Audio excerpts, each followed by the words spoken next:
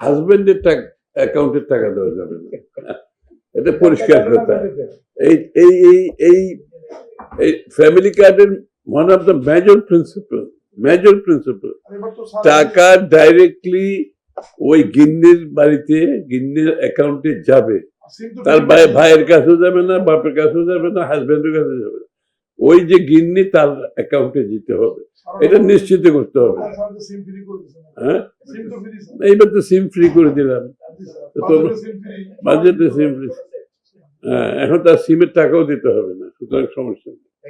এখন ফ্যামিলি কার্ডের উদ্দেশ্যটা কি? উদ্দেশ্যটা হচ্ছে সেই বাড়ির গিন্নিকে ক্ষমতায়ন করা, তার জীবনযাত্রার মানের মধ্যে একটা পরিবর্তন আনা, পরিবারের সমাজে তার একটা সম্মানজনক জায়গায় দিয়ে যাওয়া, এবং সে যে টাকাটা খরচ করবে রুরাল ইকোনমিতে সেটার একটা ইম্প্যাক্ট আছে, একটা মাল্টিপ্লায়ার এফেক্ট আছে, যেটা গ্রোথ সৃষ্টি করবে, সব মিলিয়ে।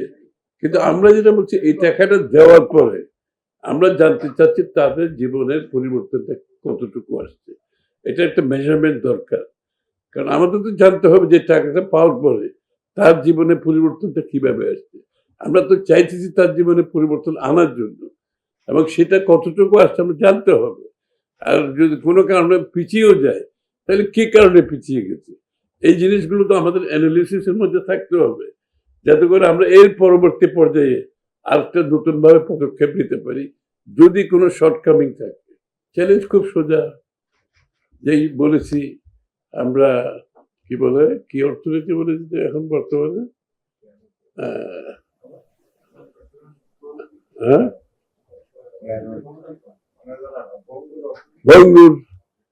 ভঙ্গুর অর্থনীতি থেকে স্থিতিশীল অর্থনীতি, স্থিতিশীল অর্থনীতি থেকে সমৃদ্ধির অর্থনীতি, খুব পরিষ্কারভাবে বলা হয়েছে।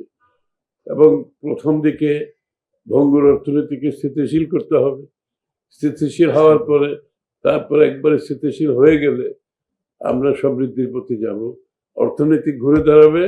এই অর্থনীতির সুফল প্রত্যেকটি বাংলাদেশের মানুষের কাছে যাতে যায়, এই বাজেটে সেটা পরিষ্কারভাবে বলা হয়েছে।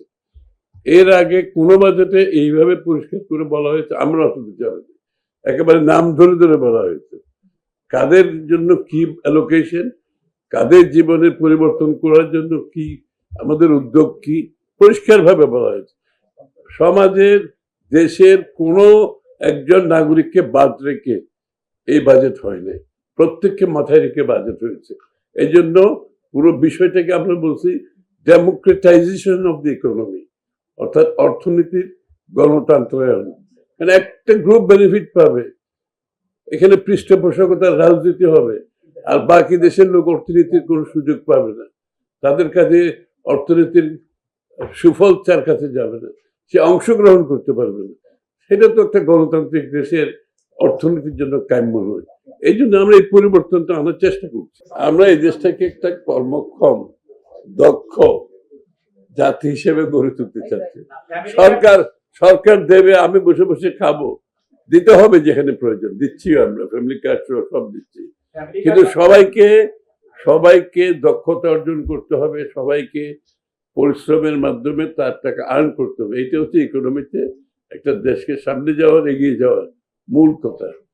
মাননীয় সমাজ কল্যাণ মন্ত্রী, মানে ফ্যামিলি কার্ড বাস্তবায়নের ক্ষেত্রে আজকে কি কি সমস্যা পেলেন? আপনি বলছেন যে কোথাও স্কোরিং আসতে চায় না, খুব নিয়ে দেখা গেল তাদের এনআইডি নাই, একজন রাজ্যের এনআইডির জন্য করে দেওয়া হলো, 5 জনকে করা গেল, কারণ দেখা গেল যে তারা আমাদের এই দেশের মধ্যে তারা যে আসছে, they are the settler from other side of the border.